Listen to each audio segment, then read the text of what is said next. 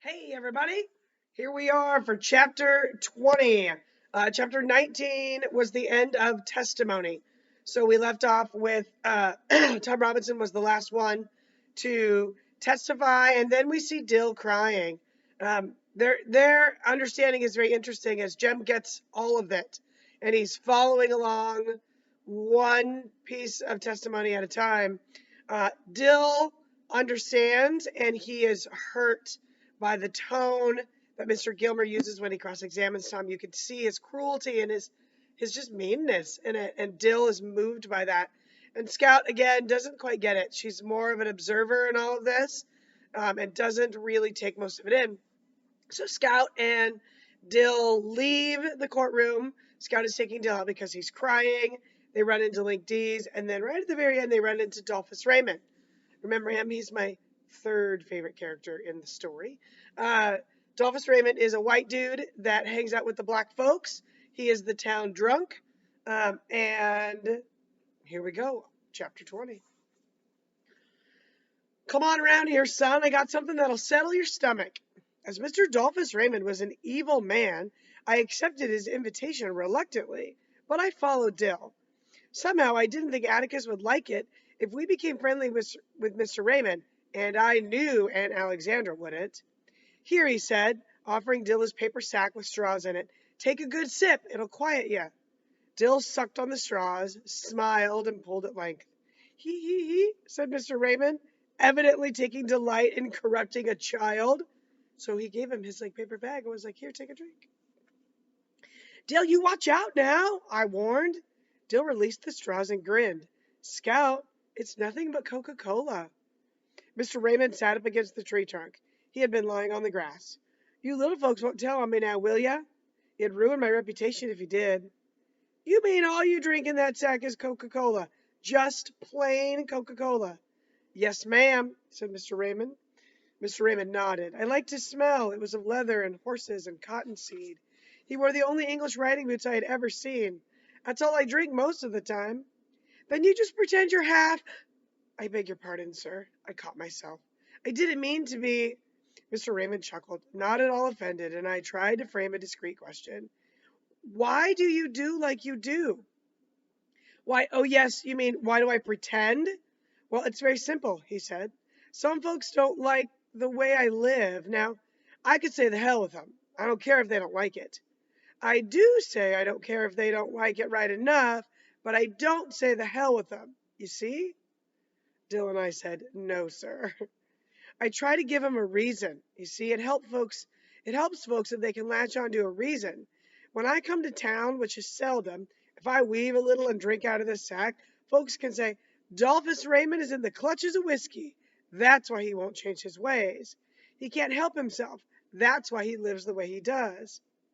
That ain't honest, Mr. Raymond, making yourself out badder than you already are. It ain't honest, but it's mighty helpful to folks. Secretly, Miss Finch, I am not much of a drinker. But you see, they could never understand that I live like I do because that's the way I want to live. I had a feeling that I shouldn't be here listening to this sinful man who had mixed children and didn't care who knew it. But he was fascinating. I had never encountered a being who deliberately perpetrated fraud against himself.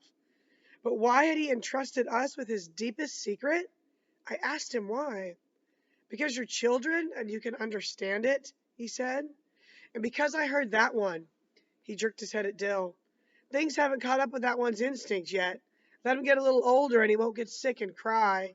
Maybe things will strike him as being not quite right, say, but he won't cry when he gets a few years on him. Cry about what, Mr. Raymond? Dill's maleness was beginning to assert itself.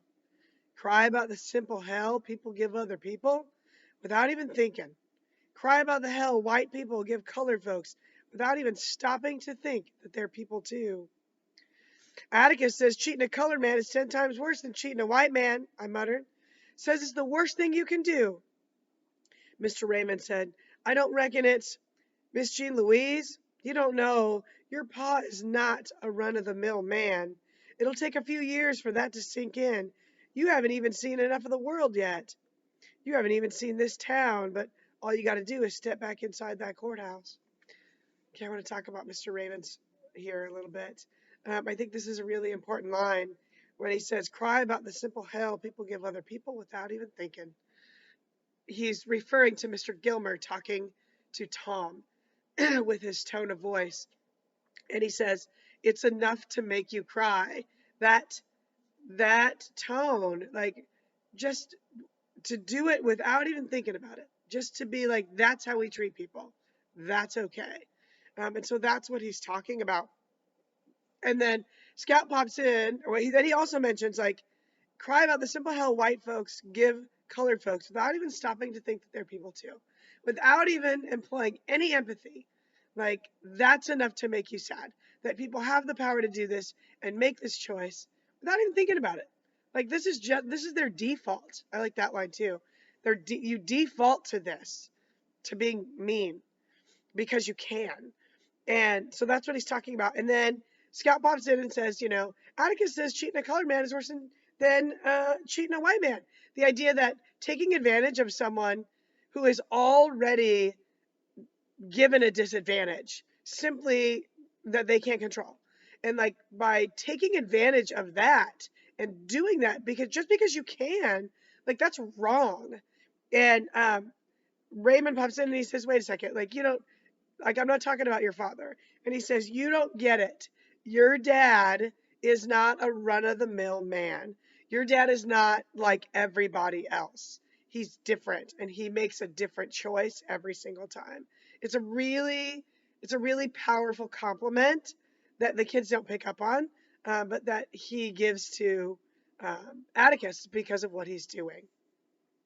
The next part, you're going to get the Atticus's final speech to the jury, and I'm not going to stop and talk about it. I'm going to read it all the way through. It's meant to be read that way. This is an iconic courtroom scene. This speech, I love reading it too. It's fun. Here we go. Which reminded me, we were missing nearly all of Mr. Gilmer's cross-examination. I looked at the sun, and it was dropping fast behind the store tops on the west side of the square. Between two fires, I could not decide which I wanted to jump into, Mr. Raymond or the Fifth Judicial Circuit Court. Come on, Dill, I said. You all right now? Yeah, glad to have met you, Mr. Raymond, and thanks for the drink. It was mighty settling. We raced back to the courthouse, up the steps, up two flights of stairs, and edged our way along the balcony rail. Reverend Sykes had saved our seats. The courtroom was still, and again I wondered where the babies were. Judge Taylor's cigar was a brown speck in the center of his mouth.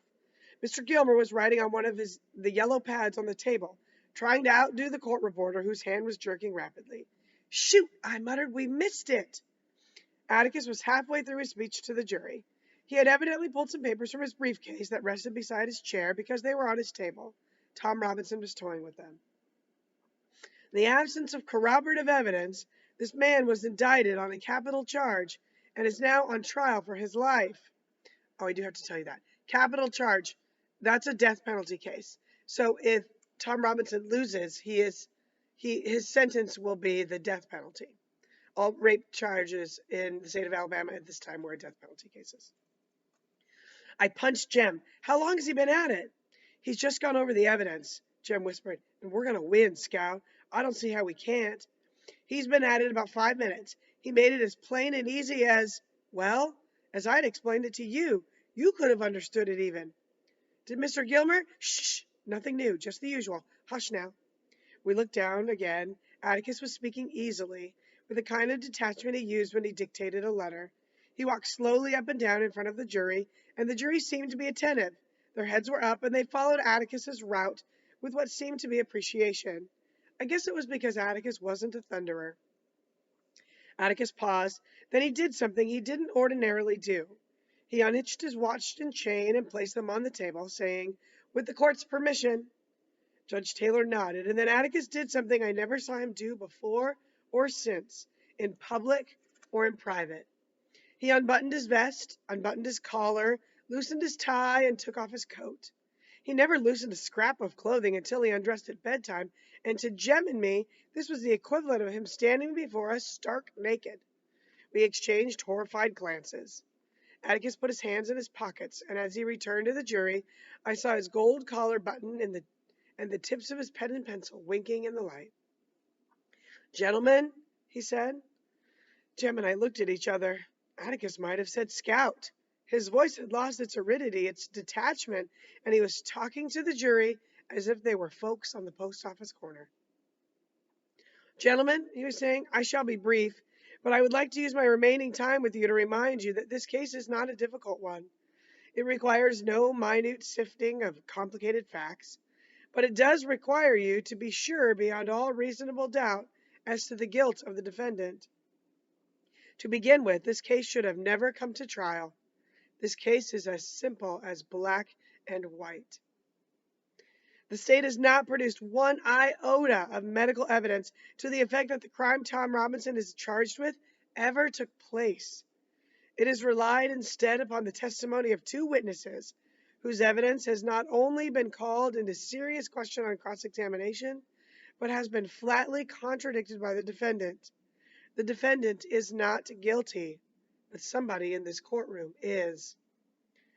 I have nothing but pity in my heart for the chief witness of the state, but my pity does not extend so far as to her putting a man's life at stake, which she has done in an effort to get rid of her own guilt.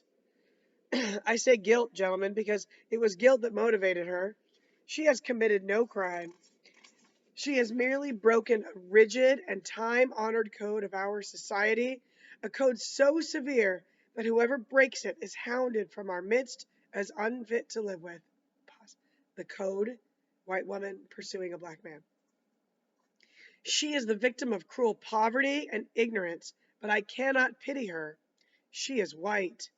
She knew full well the enormity of her offense, but because her desires were stronger than the code she was breaking, she persisted in breaking it. She persisted, and her subsequent reaction is something that all of us have known at one time or another. She did something every child has done. She tried to put the evidence of her offense away from her. But in this case, she was no child hiding stolen contraband. She struck out at her victim. Of necessity, she must put him away from her. He must be removed from her presence, from this world. She must destroy the evidence of her offense. What was the evidence of her offense? Tom Robinson, a human being. She must put Tom Robinson away from her. Tom Robinson was her daily reminder of what she did. What did she do? She tempted a Negro. She was white, and she tempted a Negro. She did something that in our society is unspeakable. She kissed a black man, not an old uncle, but a strong young Negro man. No code mattered to her before she broke it, but it came crashing down on her afterwards. Her father saw it, and the defendant has testified as to his remarks. What did her father do? We don't know, but there is circumstantial evidence to indicate that Mayella Ewell was beaten savagely by someone who led almost exclusively with his left. We do know in part what Mr. Ewell did. He did what any God-fearing, persevering, respectable white man would do under the circumstances. He swore out a warrant, no doubt signing it with his left hand. And Tom Robinson now sits before you, having taken the oath with the only good hand he possesses, his right hand. And so, a quiet, respectable, humble Negro, who had the unmitigated temerity to feel sorry for a white woman, has to put his word against two white people's. I need not remind you of their appearance and conduct on the stand. You saw them for yourselves. The witnesses for the state, with the exception of the sheriff of Macomb County, have presented themselves to you, gentlemen, to this court with the cynical confidence that their testimony would not be doubted. Confident that you gentlemen would go along with them on the assumption, the evil assumption, that all Negroes lie, that all Negroes are basically immoral beings, that all Negro men are not to be trusted around women, an assumption one associates with men of their caliber, with minds of their caliber, which, gentlemen, we know is a lie, is in itself a lie as black as Tom Robinson's skin. A lie I do not have to point out to you. You know the truth, and the truth is this. Some Negroes lie. Some Negroes are immoral. Some Negro men are not to be trusted around women, black or white. But this is a truth that applies to the human race, and to no particular race of men. There is not a person in this courtroom who has never told a lie, who has never done an immoral thing. There is no man living who has never looked upon a woman without desire. Atticus paused and took out his handkerchief. Then he took off his glasses and wiped them. We saw another first. We had never seen him sweat. He was one of those men whose faces never perspired, but now it was shining tan. One more thing, gentlemen, before I quit. Thomas Jefferson once said that all men are created equal, a phrase that the Yankees and the North and the distaff side of the executive branch in Washington are fond of hurling at us. There is a tendency in this year of grace, 1935, for certain people to use this phrase out of context to satisfy all conditions. The most ridiculous example I can think of is that people who run public education promote the stupid and the idle along with the industrious. Because all men are created equal, educators will gravely tell you the children left behind suffer terrible feelings of inferiority. We know all men are not created equal in the sense some people would have us believe. Some people are smarter than others. Some people have more opportunity because they're born with it. Some men make more money than others. Some ladies make better cakes than others. Some people are born gifted beyond the normal scope of most men. But there is one way in this country in which all men are created equal. There is one human institution that makes the pauper the equal of a Rockefeller, the stupid man the equal of an Einstein, and the ignorant man the equal of any college president. That institution, gentlemen, is a court. It can be the Supreme Court of the United States, or the humblest J.P. court in the land, or this honorable court in which you serve. Our courts have their faults, as does any human institution. But in this country, our courts are the great levelers. And in our courts, all men are created equal. I'm no idealist to believe firmly in the integrity of our courts and in the jury system. That is no ideal to me. It is a living, working reality. Gentlemen, a court is no better than each man of you sitting before me on this jury. A court is only as sound as its jury, and a jury is only as sound as the men who make it up. I am confident that you gentlemen will review without passion the evidence you have heard, come to a decision, and restore this defendant to his family. In the name of God, do your duty. Atticus's voice had dropped, and as he turned away from the jury, he said something that I did not catch.